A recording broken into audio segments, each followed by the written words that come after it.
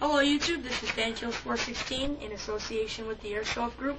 Today I will be reviewing the Echo 1 ETW E90 submachine gun for $170 at a local store we go to. You get your Echo 1 ETW Elite Tactical Weapons Manual, which is important. It helps you out with how to open up the battery.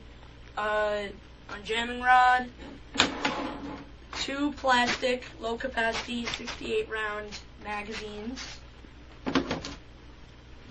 120-round capacity BB speed loader,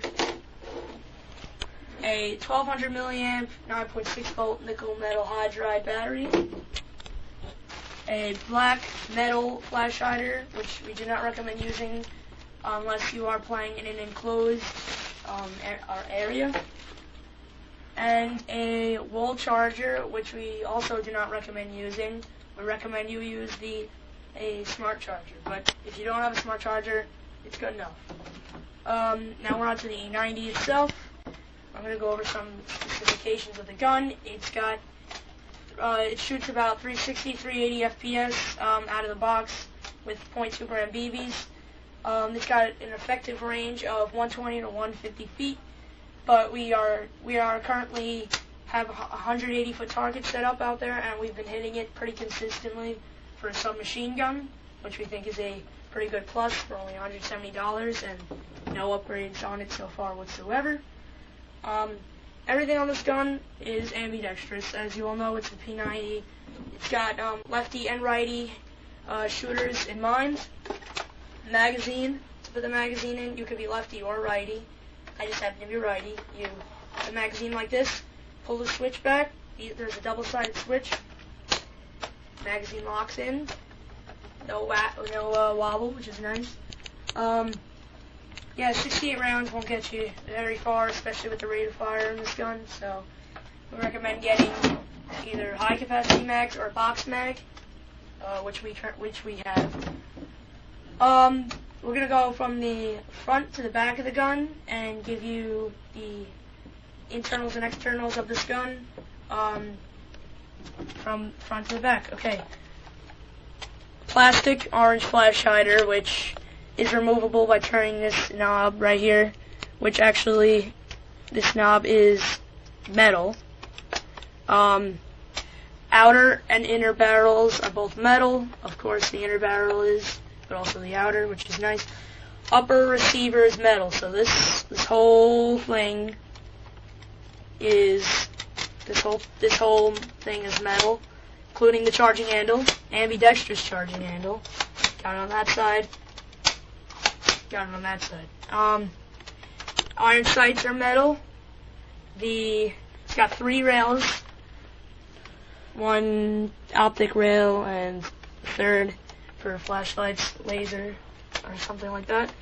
Lower receiver is all plastic. All over here is all plastic, but that's what helps E90 keep it very lightweight. It is with the battery and the magazine fully loaded in the gun. We're looking to see about 4 to 5 pounds at most, so including, say, some optics. So it's not very heavy at all. It's extremely light. Most of the weight is in the back of the gun, so you don't notice the weight at all when you're holding it. You don't notice any weight at all, so that's a key feature.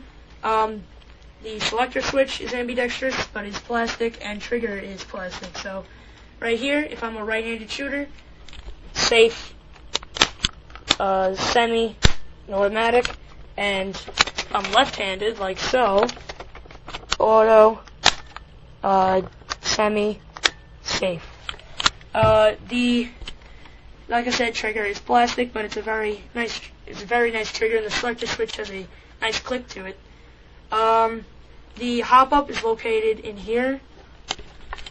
There's a trapdoor. You pull that trapdoor back, and you spin that wheel to hop up the gun. Just close that. Alright. So the hop-up is also ambidextrous, which we thought was a nice feature. We also got the rubber butt plate right here, but before I go on to that, it's a version 6 gearbox, all metal gears, steel gears, metal gearbox, all that stuff. It's a 6.08 millimeter barrel, so it's pretty standard. You push this button and then you slide it back. Exposes the battery compartment. You got a pretty decent amount of space in there for a gun of its size. Now you put the butt plate back on. Go like this. Push the button. Slides on like so. Very effective range, but maybe the FPS is a bit too much, because even though this is a CQB gun, you cannot be used in some CQB places. Like, if it's 350 FPS is the limit in that CQB arena, then this gun will not be allowed, which I'm not sure why Echo 1 maybe in that CQB gun FPS out of the limit of CQB, but it's pretty nice still. You can always downgrade. Downgrading is always an option. Yeah, so that's basically it. I hope you enjoyed the review of the Echo 1 ETW E90.